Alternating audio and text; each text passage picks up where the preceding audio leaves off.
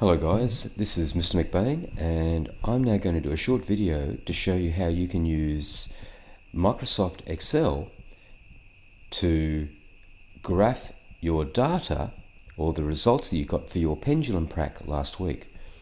So what you need to do is open up Office 365, or if you just have Office on your desktop, open up that program, and in particular the program we want is Microsoft Excel. So it's this program here. So what you'll then do is click on that, and that will take you to this page. And what we want is a new blank workbook. So this is what we want here, new blank workbook. So we click on that. That will create our workbook. Now, what we've got here is like a table that we can put our data in, and we can then tell this program to graph the data we've put in. So in our first column, what I'm going to do is write the heading, the length of string, because that's one of the things we were changing in our experiment. We were changing the length of the string of the pendulum and seeing how it affected how long it took to complete a swing. So the heading will be length of string, and we measured that in centimeters. So I write centimeters in brackets.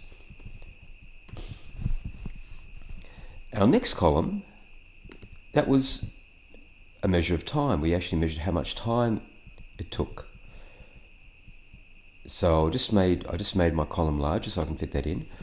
Now, some of you timed every 10 swings or 5 swings. So whatever it was, I'm going to assume it was 10 swings. You'd actually measure how much time it took to complete 10 swings. If you did yours as 5 swings, then you just make the appropriate changes when you're doing your table.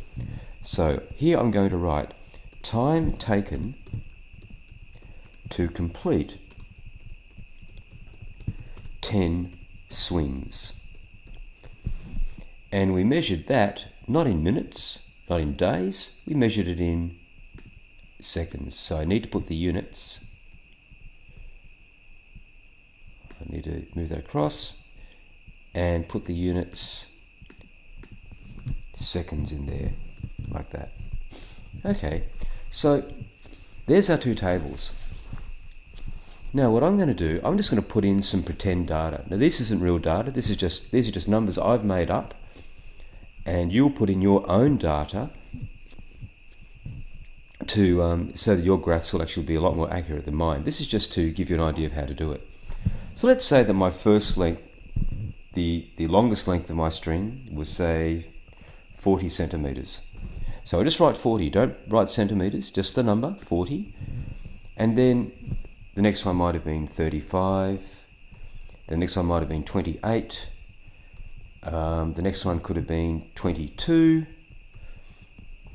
15, and the next one was 10, and then the next one was 5. And let's say that was my last one. So let's say they're the pretend lengths of the pendulum that I did my experiment with. So I started at 40, and then I reduced it to each of these sizes as I went. In each case, we counted how much time it would take to complete 10 swings. So let's say in this case it took 57 seconds to complete 10. Now, what's important here, ladies and gentlemen, is you don't write seconds, you don't use any decimal points at all, just write the number in seconds.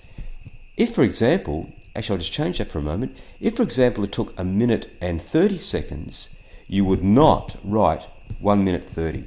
You do not do that because the table won't know how to read that. You have to work out how many seconds that is. So 1 minute 30, we know that there's 60 seconds in 1 minute, plus another 30, that would be 90 seconds. So let's say it was 90 seconds then for our first one. Okay, and let's say the second, with a length of 35, it took 64 seconds to complete 10 swings. And then in the next one, maybe it took 47 seconds. And maybe here it took 38 seconds. And maybe here, in this one, it took 22 seconds. Maybe here it took 17 seconds, and here it might have taken 8 seconds.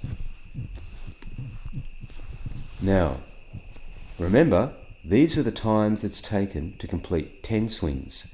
But what we really want to know, we would really like to know how much time did it take the pendulum just to complete one swing. So that's going to be my third table over here, my third column, I'm sorry. So in my third column, I'm going to write the heading, time taken to complete one swing. And that was also measured in seconds. Now, we can get Excel to actually do this, calculate this automatically. And let me show you how we do that. So, the time taken to complete one swing, we can use this information here to work it out. So normally what you would do is if you knew that it took 90 seconds to complete 10 swings, then the amount of time it would take to complete one swing would be 90 divided by 10. If you were measuring how much time it took to complete, say, 5 swings, then your answer would be 90 divided by 5. So you divide this number by however many swings that you counted. But in this case, I measured 10 swings, so I'm going to use 10. But I can actually tell this to actually calculate automatically simply by going to this cell and saying this cell equals, push my equals sign, equals button, that equals this number here, so click in that cell, then divided by 10. So this cell here equals whatever is in this cell, which is the 90 at the moment, divided by 10. And if I type return, it calculates it. There you go, it's 9. And I can actually copy this formula down. I can actually grab that and pull that down like this on the corner, and it will calculate all of these automatically. Now, if you have used a different number of swings for each one of these, which you probably shouldn't have done, but if you have, you won't be able to do that copy down thing. You'll have to do the equals this divided by whatever number this is individually for each of these rows. Anyway, so that's how we can actually automatically get this to calculate the time taken to complete one swing. It's 1/10 of this time. Okay, so there's our data. Let's see now how we can actually graph it. So in order to graph the data, it's really easy. All we do, we highlight the data we want to graph, which is those 3 columns. And we're going to go into Insert.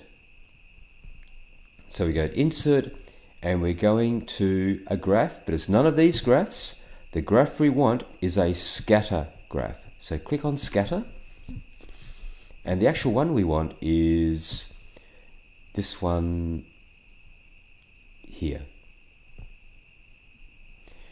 And there it is. So I'll just make that a bit larger and bring it over a bit. So what's this graph telling us? Well, whatever the first column is, this is the A column, is the length of the string. Well, that is the horizontal axis. So these numbers along the horizontal line, 5, 10, 15, 20, 25, 30, 35, 40, they are the length of the string. These numbers along the side going up is the time measured in seconds. Now down here you can see that there's a legend. The blue line is the time taken to complete 10 swings, and the red line is the time taken to complete one swing.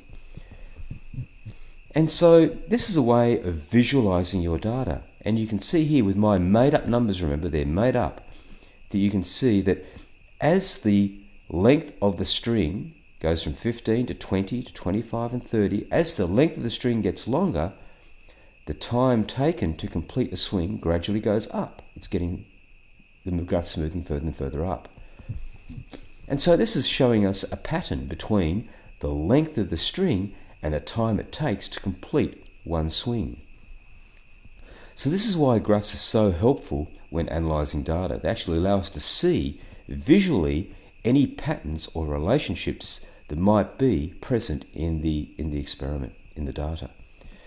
So anyway, that's how you can actually generate a graph. And once you've made it, of course, you can resize it, make it as large as you like, and cut and paste that into your prac report, your experimental report. Remember, of course, that you also need to make sure that your data is written in your experimental report as well. So good luck with that, and I hope that has helped. Okay, thank you. Bye.